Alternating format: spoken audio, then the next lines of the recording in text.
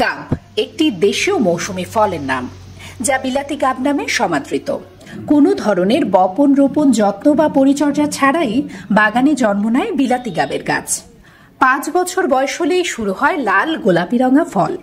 সুস্বাদু এবং পুষ্টিগুণে ভরা এই ফলটি এখন গ্রামের গণ্ডি পেরিয়ে পৌঁছে গেছে ইট পাথর আর কংক্রিটের শহর রাজধানী ঢাকায়। বরিশাল সদর উপজেলার পূর্বাচল, চরকাওয়া, চরমোনাই, টুঙ্গিবাড়িয়া, চন্দ্রমোহন সাহেবের হাট সহ আশেপাশের গ্রামের ঝোপে ঝাড়ে গাব গাছে এবার বিলাতি গাবের বাম্পার ফলন ধরেছে। গ্রামে ঘুরে ঘুরে গাছ থেকে বিলাতি গাব সংগ্রহ করছেন পাইকাররা। তারা প্রতি কুড়ি বিলাতি গাব বাজার দর অনুযায়ী কিনছেন 50 থেকে 70 টাকা দরে। পরে তা সড়কের পাশে স্তূপ করে রেখেছেন পাইকাররা। কেউ ব্যস্ত পুকুর বা খালের পানিতে গাব ধোয়ার কাজে, আবার কেউ গুনে গুনে বস্তা কিংবা ঝুড়িতে তুলছেন। এরপর যাত্রী অথবা পণ্যবাহী পরিবহনে তুলে নেওয়া হচ্ছে রাজধানীর শ্যামবাজারে। সেখান থেকে কুমিল্লা, চট্টগ্রাম এবং সিলেট সহ দেশের বিভিন্ন অঞ্চলে সরবরাহ হচ্ছে বরিশালের সুস্বাদু বিলাতি গাব।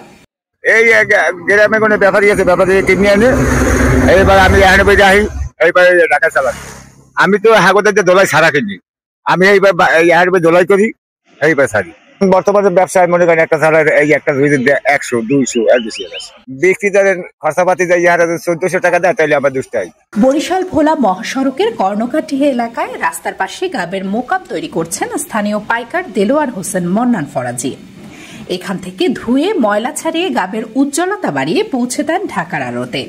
একমাত্র বিলাতি গাব যা সম্পূর্ণ কেমিক্যাল মুক্ত। এই 1.5 মাস তো মানে এই রূপে জীবিকা নির্ভর করে। এটা হলো মনে করেন আমরা কিনি সৎ হিসাবে, আর হেরা হলো বিক্রি করে ঝুড়ি খাসি হিসাবে।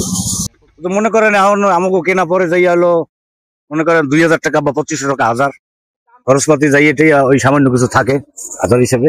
আমরা তো কুড়ি হিসেবে কিনি বা সৎ হিসাবে কিনি। কুড়ি কিনি 30 টাকায় বা 50 টাকায় বা 60 টাকায় গাব বুঝছে।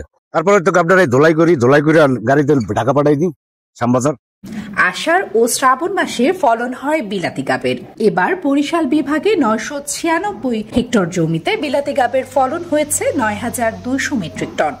মূলত বরিশাল অঞ্চলের মাটি উর্বর হওয়ায় প্রতি বছর গাবের বাম্পার ফলন হচ্ছে বলে জানান কৃষি সম্প্রসারণ অধিদপ্তর বরিশাল অতিরিক্ত পরিচালকের কার্যালয়ের উদ্যান বিশেষজ্ঞ GMM কবির খান।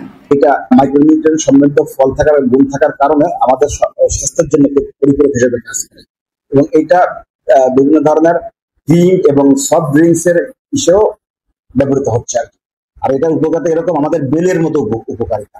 বেল যেমন আমাদের কোষ্ঠকাঠিন্য দূর করে, সেরকম এটা বেশ করে, এবং উদারমা আপনার আমাশার জন্য এটা খুব ভালো, এবং গলার যে কোনো ভাত থাকে এর জন্য এটা খুব উপকারী হিসাবে আমাদের আয়ুর্বেদিক স্বাস্থ্য মধ্যে আমরা জানতে পারি।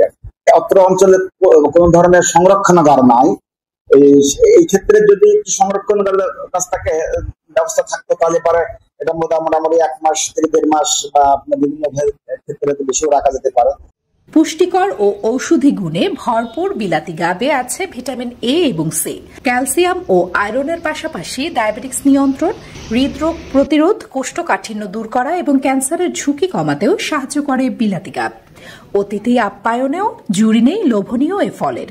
তাই বরিশালে বিলাতি গাব সংরক্ষণের পাশাপাশি বাণিজ্যিকভাবে রপ্তানি করে এই অঞ্চলের অর্থনীতি সম্পৃক্ত করার দাবি জানাচ্ছেন বরিশাল চেম্বার অব কমার্সের পরিচালক এবং ব্যবসায়ী নেতা হাফিজুর রহমান হীরা। বরিশাল থেকে এটা ঢাকায় গিয়ে তারপরে বাইরে এক্সপোর্ট হয়, সারা দেশে বিভিন্ন জায়গায় মোকাম বাজারগুলোতে চলে আসে।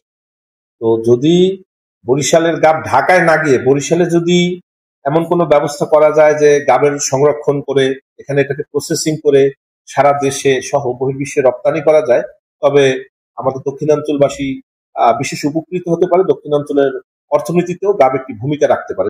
বরিশালে বিলাতি গাব শুধু দেশের মধ্যেই নয়, যাচ্ছে বহির্বিশ্বে। তাই আমরার মতো বিলাতি গাবকেও জিআই পণ্য হিসেবে ঘোষণা এখন বরিশালবাসীর সময়ের দাবি। রুবাই জান্নাত নওরিন, মতবাদ নিউজ ডেস্ক, বরিশাল।